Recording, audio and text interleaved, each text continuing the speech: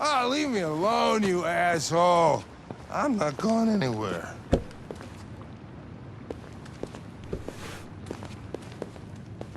What the hell are you doing? I don't want a bath. Thank you. Sorry, Lieutenant. It's for your own good.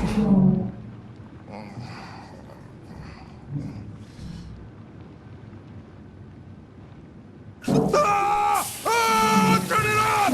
Turn it off! Ah! What the fuck are you doing here?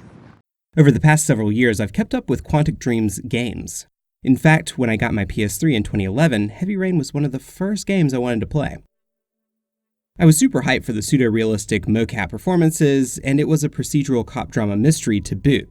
However, I was left disappointed by the game, and I can go into that another time. Then came the short Kara by Quantic Dream, which would eventually serve as the inspiration for Detroit Become Human. This really piqued my interest, but the Android drama was shelved for Beyond Two Souls. Again, I was excited for the game, but that excitement morphed into a letdown. Twice burned, I was not excited for Quantic Dream's next venture, Detroit Become Human. I decided to purchase all 3 games for a reasonable price recently, and I'm glad I did. Detroit Become Human tells 3 different tales. Please keep in mind that these are my impressions of the story based on the choices I made. Due to the choose-your-own-adventure style of storytelling, your experience may be drastically different. Let's start with Connor. Connor is an android who is designed to find rogue androids, called deviants. Deviants are androids who have gained consciousness, and that usually winds up with people being dead. Connor has been assigned a scruffy human detective, Hank Anderson, to be his partner. Of course, Anderson hates androids, so you have a Turner and Hooch sort of setup. The usual, and he's about to find out, having an android as a partner isn't so easy, applies here. This is a procedural cop drama, which is fun, if not well-treaded ground. The usual tropes of the grumpy police chief saying, "You're off the case," and "I'm the real guy, shoot the other guy" scenarios apply. Next up is Marcus. Marcus is an android who helps a wheelchair-bound man named Carl. Marcus and Carl are chilling one day, and Carl's piece of shit son comes in asking for money. Things get heated, Marcus defends himself and winds up in the dump. While exiled and with a newly minted free will, Marcus pieces himself back together. As he escapes the android hellscape, another android tells him about Jericho, a place where androids can be free. Marcus finds Jericho, but their definition of freedom is closer to hiding. Marcus decides to steal some android parts for the group and becomes their leader. Eventually, Marcus leads a revolution for android rights. This story falls mostly flat with me. Marcus isn't that interesting of a character. He isn't all that conflicted or reflective. David Cage, the writer and director of Detroit, uses a lot of imagery of other civil rights movements, and he specifically seems to be channeling the civil rights movement of the 1960s in the United States. On the one hand, I admire this choice, as I don't believe an American director would dare draw parallels between a work of fiction and the hard truths of the era. On the other hand, I feel that many of these scenes are too on the nose. I chose a pacifist route, but I wonder if the violent route would have provided more catharsis to the narrative. The non-violent route almost makes the androids feel less human, not more. Last, there's Kara. Kara is based on the short from 2013, and her tale is by far the best one. Kara is an at-home assistant who cleans, cooks, and the like. Her master is abusive not only towards her, but his daughter, Alice. One evening, he begins hitting Alice, and Kara gets woke. She saves Alice, and now they are both on the run. Through their trials, Alice and Kara become family to one another, and their tale is by far the most taxing as well as dangerous.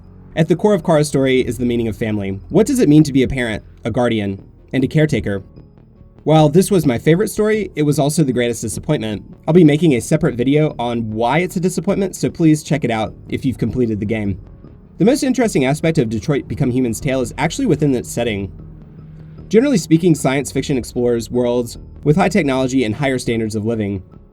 Detroit's world is one of poverty interacting with technology. People's lives are in many ways worse with androids. Another concept explored throughout Detroit is people's capacity for cruelty towards something or someone they view as not human. This has been shown to be the case in the real world. Look no further than Hitchbot in 2015. Hitchbot was traveling across the United States, but he was decapitated 300 miles into his journey in Philadelphia. While this story is anecdotal, Detroit does raise some interesting questions about what a world filled with human-like technology would look like. The gameplay of Detroit Become Human is minimal. There's only quick-time events and walking around. This is typical of other adventure games. If you played one, you know what you're getting into. Detroit Become Human is a sophisticated combination of technology and art direction. Much like Quantic Dream's other offerings, all of the actors' faces are motion captured. These performances translate well to the screen. Since most of the characters are androids, it's less off-putting when the characters seem to be a little too deep in the uncanny valley. The stilted animations aside, the environments are exceptional. The locations of Detroit run the gambit of rundown slums to high-tech high-rises. I especially enjoyed some of the more artificial-looking areas with fractal honeycomb architecture. Probably the coolest visual touch is the crime scene recreations you'll be tasked with while playing Connor. These were some of my favorite moments in Arkham Origins, and they were well executed in Detroit. Older tech doesn't seem to exist in Detroit, and that's a missed opportunity. Having older Android models shuffling around would have given a better sense of place and time. Sound design in Detroit is going for a bombastic Hollywood feel that creates an immersive experience for the player. Since there's so many other games shooting for this style of sound, Detroit doesn't add much to the overall state of sound in video games. What it does well though. Probably the best example of sound in Detroit Become Human is actually for a stretch of game where there's an absence of sound. This scene goes on for a solid 10 or 15 minutes, and once the full sound returns, it makes the player appreciate how good the sound is.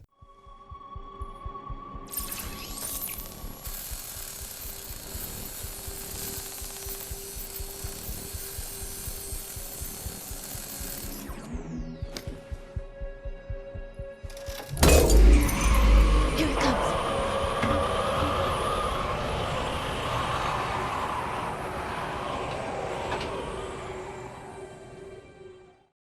The music in Detroit Become Human is quite unique. Instead of being one soundtrack with one composer, Detroit has three, one composer for each of the three main characters. Connor's soundtrack is composed by Nima Fakrara. This soundtrack is filled with tension. High stakes abound with ever-ascending stringed instrumentation, heavy percussive sections, and deeply textured synths. The synth work in particular is my favorite part of the more action-packed tracks. Since Connor's story not only involves taking down deviants, but also investigation, the soundtrack therefore explores more inquisitive tracks. The sci-fi texture in these songs gives the listener a feeling of true darkness, and Connor blindly trying to figure out what is causing the androids to go deviant. Connor's soundtrack is the closest to a Blade Runner / John Carpenter style, therefore I feel like it's the strongest of the three. John Paisano composed Marcus's soundtrack. This soundtrack begins more sparse with ambient synths a la Brian Eno, and spare keys gently gliding over the soundscapes. There's a tension belying the airy sounds though, as if the soundtrack is following Marcus's own discovery that all is not quite what it seems. The music follows Marcus's journey, becoming more ascendant and triumphant. Kara's soundtrack is by far the most analog in sound. Composed by Philip Shepard, the cello plays a pronounced part in each composition. This music is far more romantic and emotive compared to the other two. The crescendos feel the most in line with Kara's tale compared to the other two characters' soundtracks. A nice touch to Kara's soundtrack is that part of Connor's songs come into her soundtrack, creating an excellent sense of immersion. The cohesion of all three soundtracks are impressive, and the choice to use three different composers pays off wonderfully for the listener. Since Detroit Become Human is mocapped, the actors' performances were also recorded at the same time. I thoroughly enjoyed the performances. There are scenes that are surprisingly resonant, and none of the actors' performances are borderline laughable, unlike previous Quantic Dream outings. What do you want with her?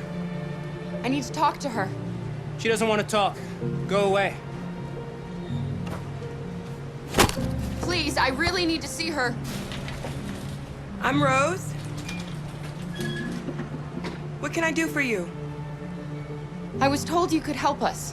Help you? You can pick up Detroit Become Human for $20 individually, and for about $30 you can pick up the trilogy of current-gen Quantic Dream games. Both prices are fair to me. The difficulty in Detroit Become Human isn't super high, but like with many other adventure games, you never know how dialogue choices will affect the outcome. I actually had two characters die because I didn't know how my choices would impact their stories. In the past, I've respected what Quantic Dream has tried to do, pushing video games ever closer to big-budget Hollywood movies. However, I often found their stories to be so passé that they came off as mere rip-offs of the films they so desperately wanted to ape. Detroit Become Human changes that. It is an important addition to the gritty techno-noir sci-fi canon explored by genre greats such as Snatcher, Blade Runner, and I, Robot that came before it. This is Zach with Tanuki Games. Thank you for watching my video. Please remember that a like, a comment, or a subscribe means a lot to me and, of course, the channel. Enjoy.